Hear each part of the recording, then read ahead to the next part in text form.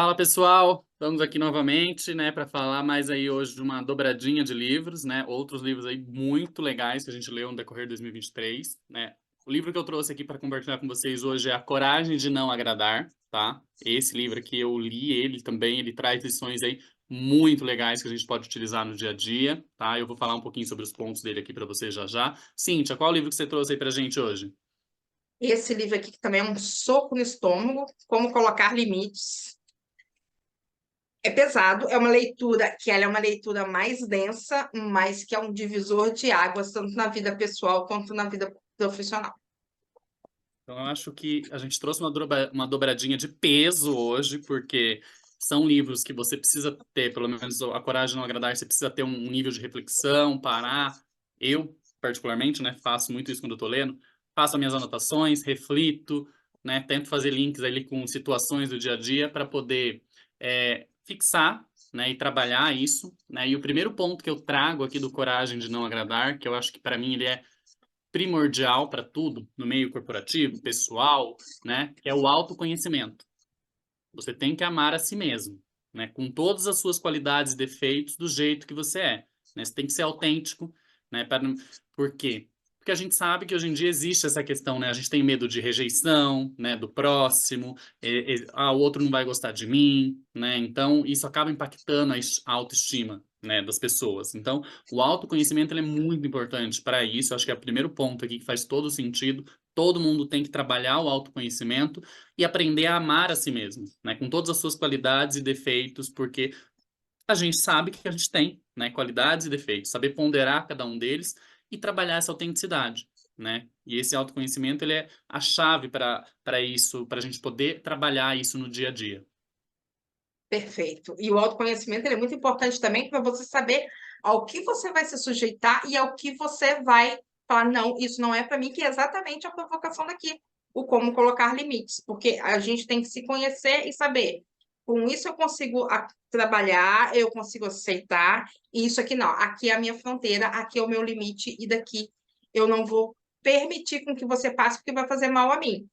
Mas você tem que ter uma autoestima e um autoconhecimento muito bom.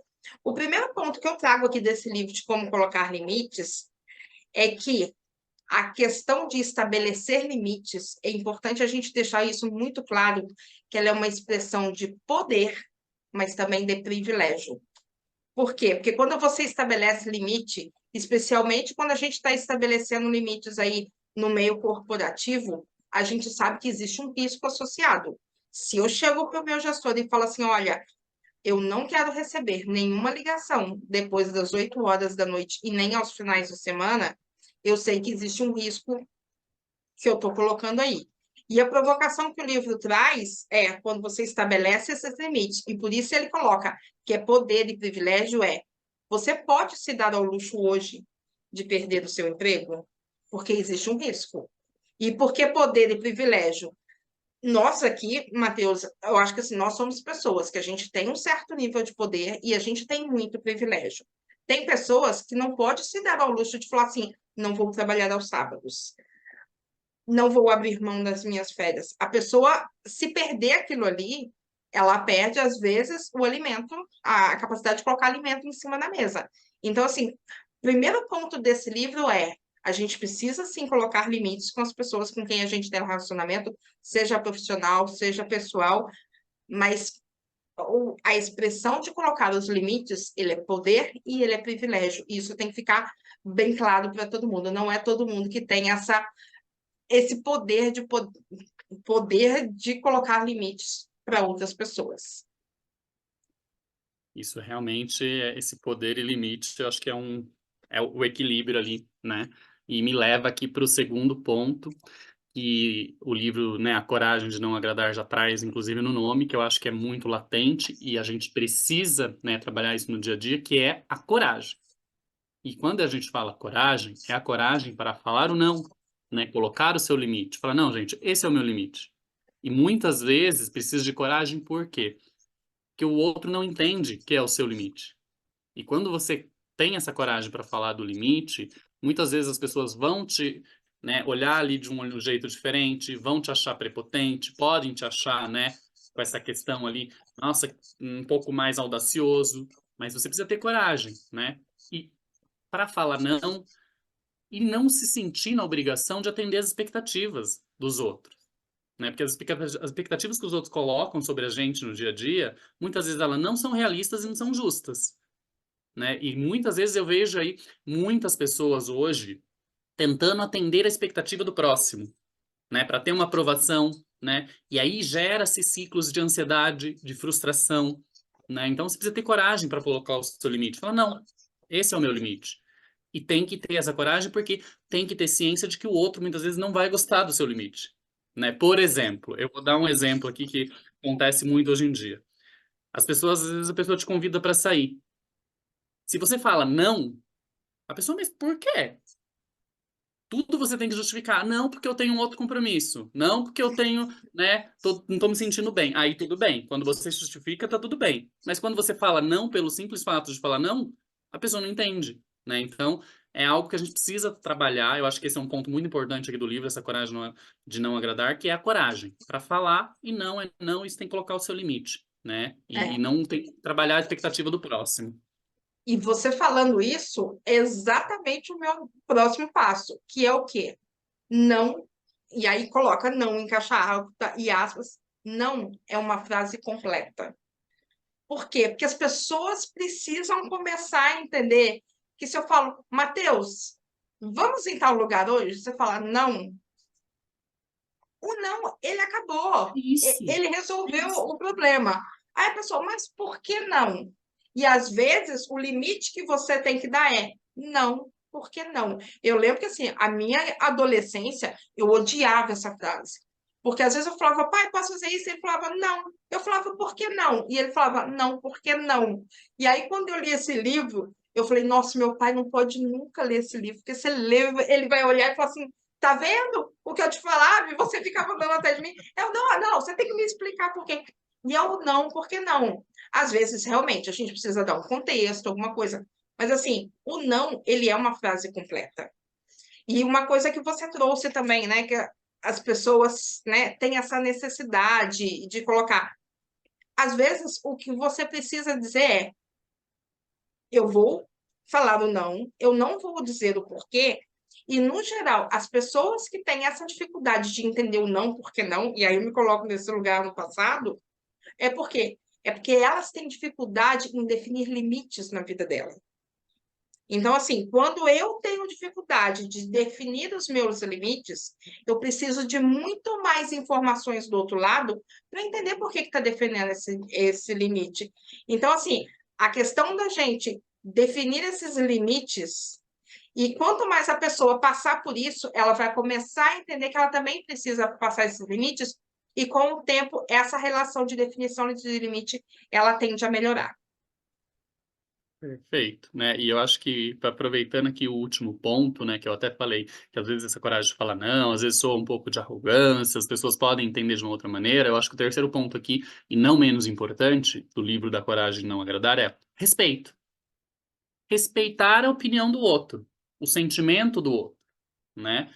Respeitar que o não, muitas vezes, ele não precisa de explicação.